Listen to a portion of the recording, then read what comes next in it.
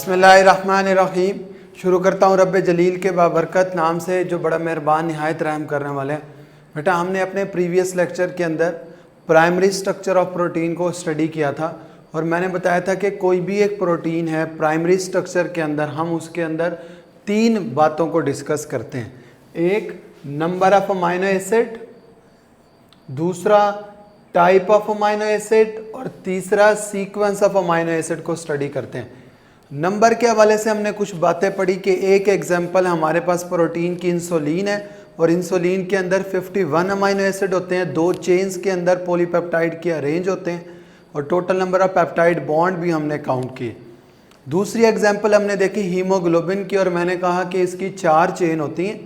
हर alpha chain के अंदर 141 amino acid, हर beta chain के अंदर 146 अमाइनो एसिड। जब टोटल तादाद हमने अमाइनो एसिड की देखी तो 574 थी और हमने total number of peptide bond भी देखे। यानी कि हर प्रोटीन के अंदर एक मखसूस तादाद होती है अमाइनो एसिड की।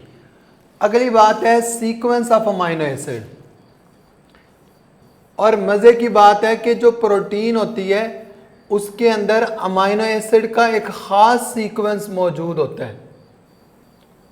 एक ख़ास जगह पर एक ख़ास अमाइनो एसिड मौजूद होता है, यानी एक ख़ास तरतीब होती है अमाइनो एसिड की।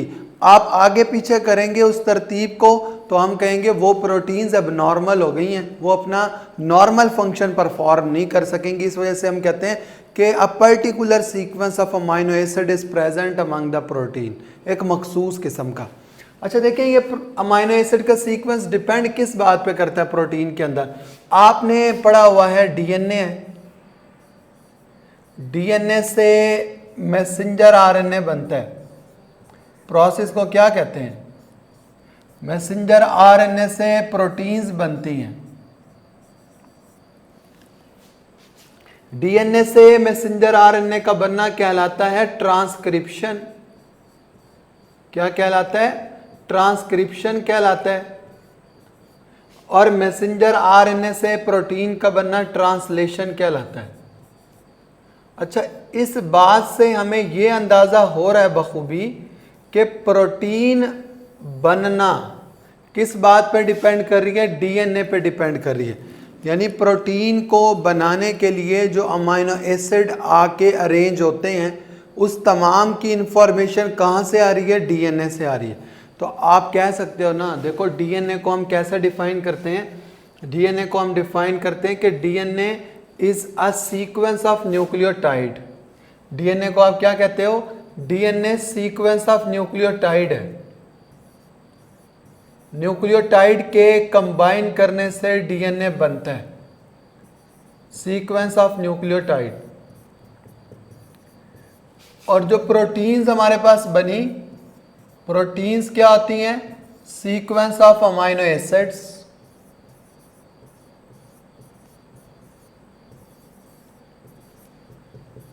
तो मैं कह सकता हूं ना सिंपल लैंग्वेज के अंदर कि sequence of amino acid is determined. इसको डिटरमाइन करवाया जाता है by the sequence of nucleotide in the DNA. कह सकता हूं ना मैं कि डीएनए से मैसेंजर आरएनए बना, मैसेंजर आरएनए से प्रोटीन्स बनी। तो प्रोटीन्स बनाने के लिए जो अमाइनो एसिड आ रहे हैं उसका सीक्वेंस की इंफॉर्मेशन कहाँ से आ रही है? डीएनए से आ रही है। इसका मतलब ये हुआ कि डीएनए में अगर कोई चेंज आ जाती है और डीएनए में जो चेंज आती है उसे आप क्या नाम देते हो? म्यूटेशन का नाम देते हो। क्या नाम देते हो? म्यूटेशन का। अगर डीएनए के अंदर कोई चेंज आ जाए तो आप खुद बताएं कि क्या प्रोटीन के अंदर चेंज आएगी या नहीं आएगी? बिल्कुल चेंज आएगी। तो चेंज अगर न्यूक्लियोटाइड के अंदर आ रही है तो उसकी वजह से अमाइनो एसिड का सीक्वेंस भी चेंज हो जाता है और डीएनए के अंदर चेंज म्यूटेशन की वजह से होती है। और म्यूटेशन को कॉज कौन करवाती हैं? यूवी रेज, एक्स रेज और ये जो इंडस्ट्री से केमिकल रिलीज होते हैं ये म्यूटेशन कॉज करवाते हैं। तो जब जब म्यूटेशन होगी डीएनए का सीक्वेंस चेंज होगा, उस सीक्वेंस के चेंज होने की वजह से अमाइनो एसिड का सीक्वेंस भी चेंज होगा। और मैंने आपको बताया कि जब प्रोटीन के अंदर अमाइनो एसिड का सीक्वेंस चेंज हो जाता है तो प्रोटीन फिर ठीक से काम नहीं करते। प्रोटीन क्या होगा? ठीक से काम नहीं करेगी। तभी हम कहते हैं कि प्राइमरी स्ट्रक्चर के अंदर हम सीक्वेंस ऑफ अमाइनो एसिड को भी स्टडी करते हैं। जैसा कि एक प्रोटीन हमारे पास है हीमोग्लोबिन। कौन सी प्रोटीन है? हीमोग्लोबिन हमारे पास एक प्रोटीन है। अच्छा, हीमोग्लोबिन के अंदर अगर आप देखें, हीमोग्लोबिन एक ऐसी प्रोटीन है जिसके अंदर आप स्टडी करते हैं कि 574 अमाइनो एसिड है। हीमोग्लोबिन के अंदर कितने अमाइनो एसिड हैं? 574। अच्छा, ये जो 574 अमाइनो एसिड होते हैं ना, इनका एक मखसूस सीक्वेंस होता है। अगर ये सीक्वेंस डिस्टर्ब हो जाएगा तो हीमोग्लोबिन का काम क्या होता है? ट्रांसपोर्टेशन ऑफ गैसेस, हमारे ब्लड से हमारे सेल्स की तरफ गैसेस की ट्रांसपोर्टेशन करवाना। जब हीमोग्लोबिन अब नॉर्मल हो जाएगी ना, ये फिर अपना काम ठीक से नहीं कर सकेगी। जैसे कि यहाँ पे एग्जांपल दी हुई है कि हमारे पास एक हीमोग्लोबिन है जिसके अंदर 574 अमाइनो एसिड्स मौजूद होते हैं। ये एग्जांपल दी हुई है कि हीमोग्लोबिन के अंदर इसकी बीटा चेन के अंदर 6th पोजीशन पे मेंशन करता हूं, बीटा चेन और 6ठी पोजीशन पर नॉर्मली जो अमाइनो एसिड होता है उसका नाम है ग्लूटामिक एसिड। हीमोग्लोबिन की 4 चेन है, 2 अल्फा 2 बीटा। बीटा चेन के अंदर 6ठे नंबर पर जो अमाइनो एसिड आना होता है नॉर्मली उसका नाम होता है ग्लूटामिक एसिड। लेकिन सिर्फ एक न्यूक्लियोटाइड के चेंज होने की वजह से वो अमाइनो एसिड किसी और अमाइनो एसिड के साथ रिप्लेस हो जाता है। तो हम कहते हैं कि on the beta chain of the haemoglobin on the 6th position, 6ठी पोजीशन पर अगर ग्लूटामिक एसिड वैलीन के साथ रिप्लेस हो जाए। देखो, ग्लूटामिक एसिड के अंदर ये जो आपको बेसिस का सीक्वेंस दिया हुआ है, नाइट्रोजनस बेसिस कौन कौन सी होती हैं? Adenine, guanine, cytosine, thymine. यहाँ पर आप देखो बेसिस का जो सीक्वेंस है, ऊपर CTC है, नीचे GAG, यानी कि साइटोसिन, थायामीन, साइटोसिन, नीचे गुआनिन, एडिनिन, गुआनिन है नाइट्रोजनस बेसिस का सीक्वेंस। इधर आप देखो ऊपर CAC, यानी कि T किसके साथ रिप्लेस हो गया? A के साथ। सिर्फ एक न्यूक्लियोटाइड चेंज हुआ, उसकी वजह से अमाइनो एसिड ही चेंज हो गया। जब अमाइनो एसिड चेंज हुआ तो हम कहेंगे ये जो प्रोटीन है ये अब एबनॉर्मल प्रोटीन। तो ये बहुत ही इंपॉर्टेंट शॉर्ट है कि what is the sickle cell haemoglobin. क्या सिकल सेल हीमोग्लोबिन क्या होता है? या सिकल सेल एनीमिया क्या होता है? तो हम इसे बताएंगे कि एक ऐसी हीमोग्लोबिन जिसके अंदर बीटा चेन की 6th पोजीशन पर म्यूटेशन के रिजल्ट में एक अमाइनो एसिड जो कि ग्लूटामिक एसिड था, glutamic acid is replaced by the valine. Normally glutamic acid होता है लेकिन वो ग्लूटामिक एसिड वैलीन के साथ रिप्लेस हो जाता है, दोनों अमाइनो एसिड है। अमाइनो एसिड चेंज हो गया, मैंने कहा ना एक मखसूस सीक्वेंस मौजूद है अमाइनो एसिड का। अगर वो सीक्वेंस डिस्टर्ब हो जाता है तो फिर वो प्रोटीन एबनॉर्मल हो जाती है। तो ग्लूटामिक एसिड अगर वैलीन के साथ रिप्लेस हो जाता है तो आम तौर पर ये जो हीमोग्लोबिन की शेप होती है ना, ये ऐसी शेप होती है। देखें ये वाली, ये ऐसी शेप है, आपको स्फेरिकल टाइप नजर आ रही है। लेकिन जब ग्लूटामिक एसिड वैलीन के साथ रिप्लेस होता है तो ये शेप ऐसी हो जाती है, सिक्कल शेप हो जाती है हीमोग्लोबिन। कैसी हो जाती है? Sickle shape haemoglobin. जब सिक्कल शेप हीमोग्लोबिन होती है तो इससे आगे देखें लिखा हुआ है कि इसका काम क्या होता है? ये अब नॉर्मल काम कर रही है, ये नॉर्मल फंक्शन परफॉर्म नहीं कर पाती, हमारे सेल्स तक ट्रांसपोर्टेशन ऑफ गैसेस नहीं करवाएगी, जिसकी वजह से डिस्ट्रक्शन शुरू हो जाएगी। हीमोग्लोबिन एबनॉर्मल है, रेड ब्लड सेल्स की डिस्ट्रक्शन शुरू हो जाएगी। इसी को आप नाम देते हो ये सिकल सेल एनीमिया, जो किस वजह से हुआ? सिकल सेल हीमोग्लोबिन की वजह से हुआ। हीमोग्लोबिन के अंदर एक amino acid that is the glutamic acid वो वैलीन के साथ रिप्लेस हो गया। किस वजह से? जब म्यूटेशन हुई डीएनए के अंदर और उसके अंदर एक बेस TA के साथ रिप्लेस हुई तो अमाइनो एसिड ही चेंज हो गया। तो तभी उसने कहा कि किसी भी प्रोटीन के अंदर एक फिक्स तादाद होती है, अमाइनो एसिड्स की एक मखसूस सीक्वेंस होता है अमाइनो एसिड का। अगर वो सीक्वेंस डिस्टर्ब होता है तो वो प्रोटीन कभी भी नॉर्मल फंक्शन परफॉर्म नहीं कर पाती, क्योंकि प्रोटीन को बनाने की इंफॉर्मेशन डीएनए के पास मौजूद होती। प्रोटीन को बनाने की इंफॉर्मेशन डीएनए के पास मौजूद होती है। इस वजह से हम कहते हैं कि डीएनए ने ही डिसाइड करवाना है कि आगे कौन सा अमाइनो एसिड आना है, क्योंकि सारी इंफॉर्मेशन उसी के पास है। नेक्स्ट देखो, ये तो हमें पता चल गया कि प्राइमरी स्ट्रक्चर के अंदर हम क्या क्या स्टडी करते हैं। प्राइमरी स्ट्रक्चर के अंदर हम स्टडी करते हैं number, sequence of amino acid. एक बात रह गई और वो है टाइप ऑफ अमाइनो एसिड। देखो, टाइप ऑफ अमाइनो एसिड भी लेंथ ऑफ पॉलीपेप्टाइड को मेजर करवा रहा होता है। लेंथ ऑफ पॉलीपेप्टाइड, किसी भी पॉलीपेप्टाइड चेन की length type of amino acid पर भी डिपेंड करती है। देखो, मैं कहूं एक प्रोटीन है, उसके अंदर 10 अमाइनो एसिड है, सपोज कर रहे हैं हम। दूसरी भी प्रोटीन है, उसके अंदर भी 10 अमाइनो एसिड है, लेकिन मैं कहता हूं कि ये जो ऊपर वाली प्रोटीन है ये लेंथ वाइज बड़ी है। मैंने कैसे कह दिया? ये दोनों ही प्रोटीन्स हैं और दोनों के अंदर जो तादाद है अमाइनो एसिड की बराबर है, लेकिन मैं कह रहा हूं कि जो ऊपर वाली प्रोटीन है वो लेंथ वाइज बड़ी है। कैसे बड़ी है? देखो, आपके पास 10 टेनिस बॉल्स हों और 10 आपके पास फुटबॉल हों, आप उन्हें अगर स्ट्रेट चेन के अंदर अलाइन करवाते हैं, आप बताएं कि ओवरऑल लेंथ किसकी बड़ी होगी? वो जो 10 फुटबॉल है ना, वो ज़्यादा जगह घेरेंगे ना।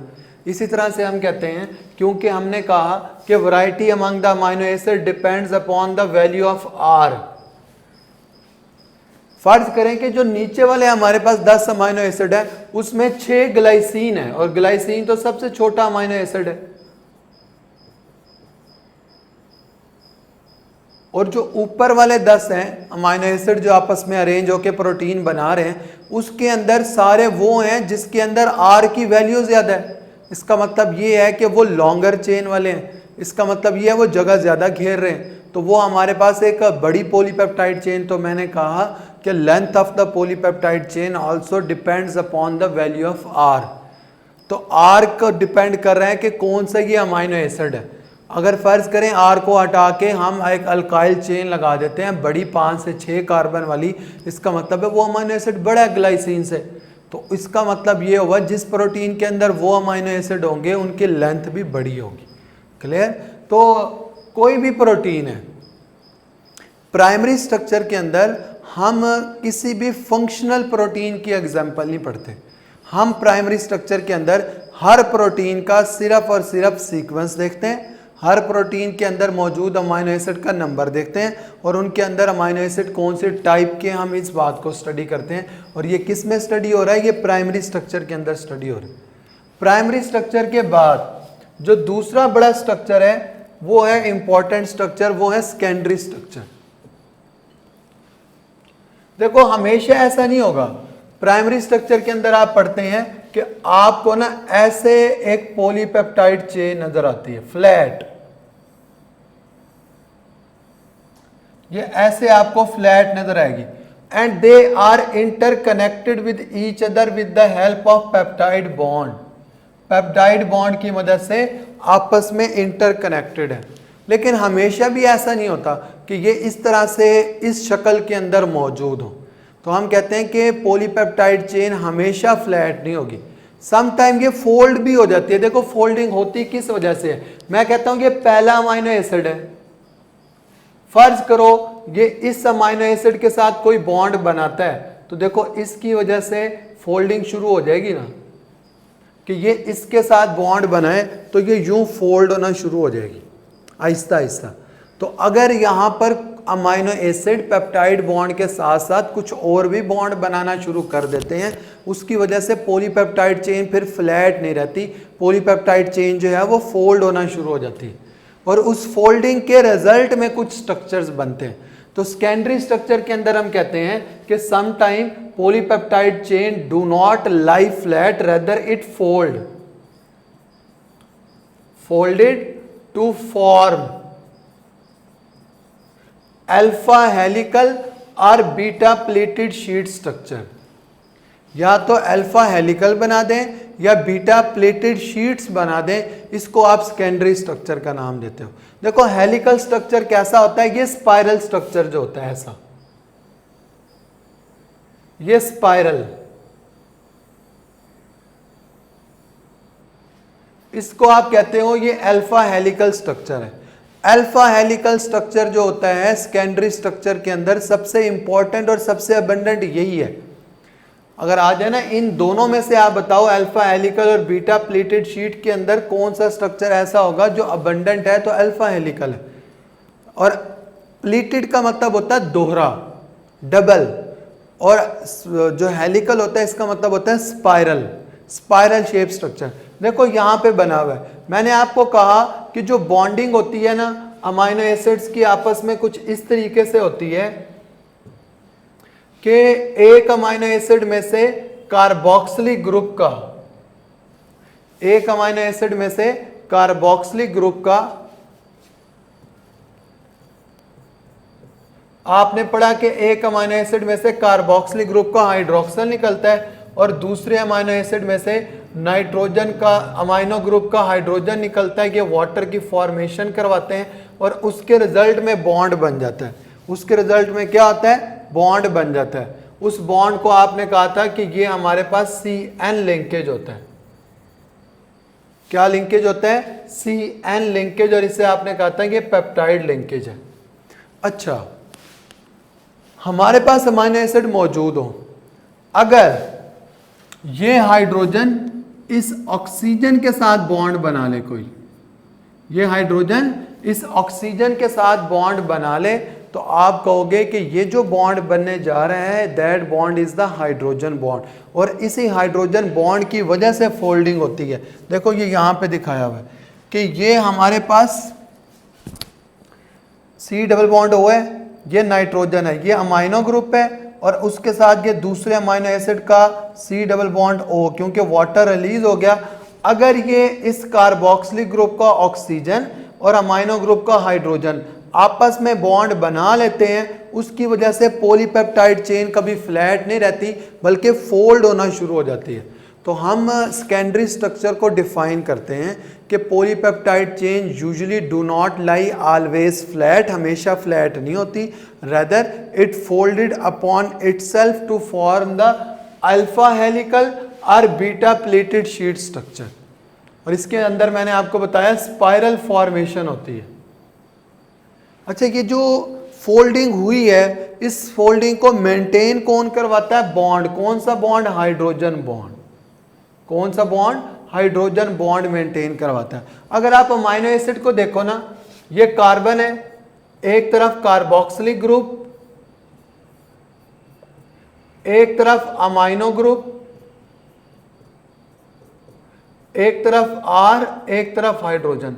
मैं इस अमाइनो एसिड के अगर 3 हिस्से बनाना चाहूं तो पहला हिस्सा बनेगा ये कार्बोक्सिलिक वाला, दूसरा बनेगा अमाइनो वाला, और तीसरा बनेगा ये जहां पर R मौजूद है, अल्फा कार्बन और हाइड्रोजन। 3 हिस्से बन रहे हैं, ठीक है। मैं कहता हूं ये पहला हिस्सा है, ये दूसरा है, ये तीसरा है। जब आप एक अल्फा हेलिकल टर्न देखते हो ना ऐसा, तो आपको पता चलता है कि एक अमाइनो एसिड इधर मौजूद है, एक अमाइनो एसिड इधर मौजूद है, एक अमाइनो एसिड इधर मौजूद है, और एक अमाइनो एसिड इधर मौजूद है। देखो टर्न यहां से शुरू हुआ और यहां पे आके टर्न खत्म हो रहा है, क्लियर। यहां से शुरू हो रहा है टर्न और यहां पे आके दोबारा उसी पॉइंट के ऊपर घूम के आके खत्म हो रहा है। अगर आप ये टर्न देखो 1 2 3, तीसरे और चौथे अमाइनो एसिड के दरमियान आ रहा है, तो हम कहते हैं there is a turn for every 3.6 amino acid. देखो ये लिखा हुआ है कि हर 3.6 अमाइनो एसिड के बाद ना दोबारा ये टर्न आना शुरू हो जाता है। यानी कि मैं अगर इन टर्न को काफ़ी सारे टर्न्स बनाऊं, ये ऐसे स्पाइरल शेप टर्न्स बनाऊं, तो मैं कहूँगा ये जो हर टर्न है ना, हर टर्न के अंदर 3.6 अमाइनो एसिड्स मौजूद होते हैं। In case of the alpha helix कितने होते हैं, 3.6 अमाइनो एसिड मौजूद होते हैं। तो जो सेकेंडरी स्ट्रक्चर होता है उसको मेंटेन करवाने के अंदर सबसे इंपॉर्टेंट बॉन्ड जो होता है वो हाइड्रोजन बॉन्ड होता है, ये मेंटेन करवा रहा होता है। प्राइमरी स्ट्रक्चर के अंदर आपने दो बॉन्ड स्टडी किए, एक आपने डाइसल्फाइड बॉन्ड स्टडी किया और दूसरा आपने पेप्टाइड बॉन्ड स्टडी किया जो सबसे इंपॉर्टेंट था, जहां पे पॉलीपेप्टाइड चेन फ्लैट थी और उनके दरमियान जो है वो पेप्टाइड बॉन्ड मौजूद था। सेकेंडरी स्ट्रक्चर के अंदर आप उन बॉन्ड्स के साथ साथ एक नया बॉन्ड स्टडी कर रहे हो, that is the hydrogen bond, और यही सबसे इंपॉर्टेंट है सेकेंडरी स्ट्रक्चर को मेंटेन करवाने के लिए। तो some time polypeptide chain flat नहीं रहती बल्कि ये फोल्ड होके अल्फा हेलिकल स्ट्रक्चर बना देती हैं, और ये जो अल्फा हेलिकल स्ट्रक्चर होता है इसी स्ट्रक्चर को आप कह रहे होते हो कि it is maintained by the hydrogen bond, ये स्पाइरल फॉर्मेशन के अंदर होता है। दूसरा है बीटा प्लेटेड शीट। देखो यहाँ पे आपको दोहरापन नजर आएगा, डबल डबल नजर आ रही होंगी चीजें। तो हम कहते हैं कि ये एक ऐसा स्ट्रक्चर होता है जिसके अंदर पॉलीपेप्टाइड चेन फोल्ड होती है, लेकिन ये आपको शीट्स की सूरत में नजर आता है, ये ऐसे नजर आता है। और ये जो सक्सेसिव शीट्स होती है ना, एक ये है एक ये है, इन सक्सेसिव शीट्स के दरमियान हाइड्रोजन बॉन्ड देखो, ये एक शीट है, ये दूसरी शीट है, ये तीसरी शीट है, इनके दरमियान आपको ये हाइड्रोजन बॉन्ड नजर आ रहा होता है। तो जितने भी हमने यहाँ पे स्ट्रक्चर पढ़ने हैं ना, हमने इनके अंदर देखना है कि एग्जाम्पल कौन कौन सी है। प्राइमरी स्ट्रक्चर की मैंने आपको कहा कोई फंक्शनल एग्जाम्पल नहीं है। आप हर प्रोटीन का प्राइमरी स्ट्रक्चर जब स्टडी करते हो तो उसमें तीन बातें स्टडी करते हो, उसका नंबर क्या है, उसका सीक्वेंस क्या है और अमीनो एसिड की टाइप क्या है। ये जो हमने सेकेंडरी स्ट्रक्चर पढ़ा ना, आप आगे चल के जब टाइप ऑफ प्रोटीन पढ़ोगे उसमें एक टाइप ऑफ फिब्रस प्रोटीन पढ़ोगे, फिब्रस प्रोटीन के अंदर सेकेंडरी स्ट्रक्चर मौजूद होता है, हम इनकी एग्जांपल्स भी देखेंगे। तो फिब्रस प्रोटीन के अंदर कौन सा स्ट्रक्चर मौजूद होता है, सेकेंडरी स्ट्रक्चर मौजूद होता है। क्लियर। तो ये जो हमारे पास स्ट्रक्चर था ये दूसरा स्ट्रक्चर था, that was the secondary structure. तो इस लेक्चर के अंदर हमने देखा कि बेटा प्राइमरी स्ट्रक्चर क्या होता है, और प्राइमरी स्ट्रक्चर के अंदर मैंने आपको बताया कि हम कौन कौन सी बातों को स्टडी करते हैं, और सेकेंडरी स्ट्रक्चर बहुत इंपॉर्टेंट है। देखो प्राइमरी स्ट्रक्चर लॉन्ग क्वेश्चन के हवाले से इंपॉर्टेंट है, सेकेंडरी स्ट्रक्चर जो होता है वो शॉर्ट क्वेश्चन के हवाले से इंपॉर्टेंट होता है। क्लियर। तो इन बातों को आपने अच्छे से पढ़ना है, जो बात समझना है वो आप डिस्कस कर सकते हो। अपना बेटा ख़ास ख्याल रखो। अल्लाह हाफिज़।